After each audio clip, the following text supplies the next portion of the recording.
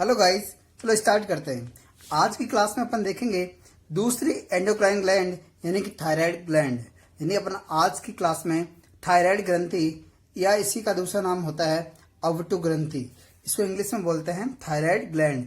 इसके बारे में देखेंगे तो इसको समझने के लिए अपन देखते हैं, पहले इसकी संरचना की बात करते हैं कि ये वाली ग्रंथि है, इसकी संरचना किस प्रकार की होती है, कंडीशन यानी कि अपनी बॉडी में कहाँ पाई जाती है, इसका फंक्शन क्या होता है और इसके द्वारा कौन कौन से हार्मोन सर्कुलेट होते हैं उनके बारे में अपन देखेंगे। तो अपन इसकी स्थिति की बात करेंगे तो अपनी श्वास नली के यानी कि अपना जो ग्रीवा क्षेत्र होता है यानी गर्दन के इस क्षेत्र में श्वास नली के दोनों और अधर पार्श्वों में पाई जाती है। अगर इसकी संरचना की बात करेंगे तो ये एच के आकार की ग्रंथि होती है। कैसी होती है?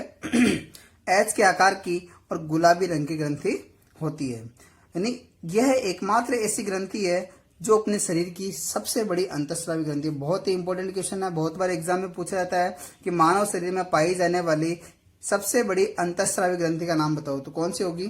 थायराइड ग्रंथि ही सबसे बड़ी अंतःस्रावी ग्रंथि मानी जाती है। ठीक है, वयस्क अवस्था में इस ग्रंथि यह जो ग्रंथि है 5 सेंटीमीटर लंबी और 3 सेंटीमीटर चौड़ी होती है।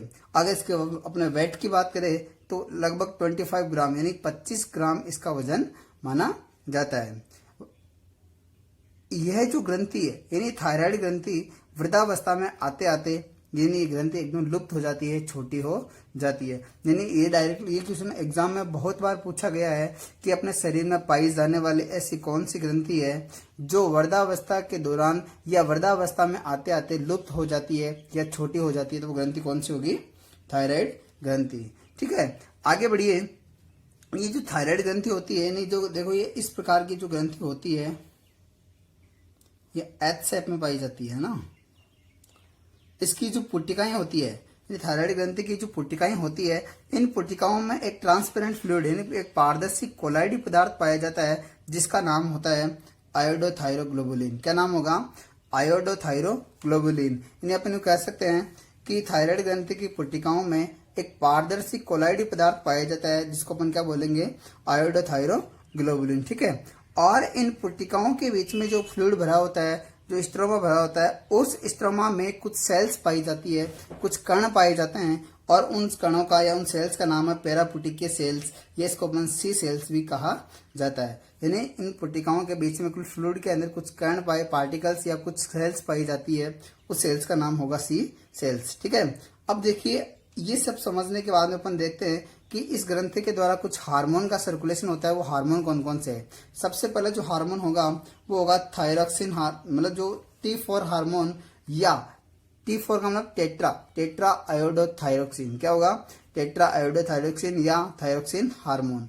इन्हें देखो ये जो हार्मोन है TSH थायराइड स्टिमुलेटिंग हार्मोन की उपस्थिति में थायरोक्सिन का निर्माण करता है और इसका निर्माण दो चीजों के द्वारा होता है, एक आयोडीन और एक टायरोसिन। यानी कि इस हार्मोन का निर्माण आयोडीन और टायरोसिन के द्वारा होता है। तो पहला हार्मोन तो हो गया T4 इन टेट्रा आयोडोथायरोक्सिन और दूसरा हार्मोन है T3, इसको अपन बोलते हैं ट्राई आयोडोथायरोक्सिन। यानी यह हार्मोन आयोडीन युक्त हार्मोन होता है। यानी इस हार्मोन में सर्वाधिक मात्रा किसकी पाई जाती है? आयोडीन की पाई जाती है और ये जो T4 की तुलना में अत्यधिक सक्रिय और शक्तिशाली होता है। यानी मानव में आयोडीन युक्त दो हार्मोन होते हैं, एक T4 और एक T3।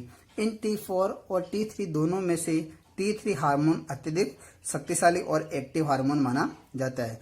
और इन T3 और T4 हार्मोन को अगर मिक्स करके बोला जाए, यानी T3 और T4 दोनों हार्मोन को अगर मिक्स करके अपन बात करें तो यह हार्मोन क्या कहलाएगा? Thyroid hormone. T3 व T4 को सम्मिलित रूप से थायराइड हार्मोन कहा जाता है। ठीक है, अगला हार्मोन है कैल्सिटोनिन हार्मोन। यानी थायराइड ग्रंथि के द्वारा 3 हार्मोन का सर्कुलेशन होता है, एक T3 हार्मोन, एक T4 हार्मोन और तीसरा होगा कैल्सिटोनिन। देखिए कैल्सिटोनिन क्या करता है कि ये हार्मोन सी सेल के द्वारा स्रावित होता है। यहाँ पर अपन ने बात करी कि थायराइड ग्रंथि की जो संरचना एच के आकार की होती है और उसके अंदर कुछ पुट्टिकाएं पाई जाती है और उन पुट्टिकाओं के अंदर कुछ पार्टिकल्स या कुछ सेल्स पाई जाते हैं। उन सेल्स का नाम अपने बताया था सी सेल्स या पेरापुटिकीय सेल्स, है ना। तो इनके द्वारा ये हार्मोन स्रावित होता है और इसका मुख्य कार्य क्या होता है? कैल्शियम के उत्सर्जन में वृद्धि करना है, सर्वाधिक मात्रा में कैल्शियम का उत्सर्जन करता है। बहुत ही इंपॉर्टेंट क्वेश्चन है, ध्यान रखना दोस्तों कि कैल्शियम के उत्सर्जन में सहायक हार्मोन किस ग्रंथि के द्वारा स्रावित होता है?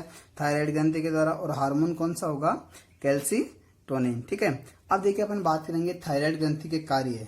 क्या क्या कार्य होते हैं?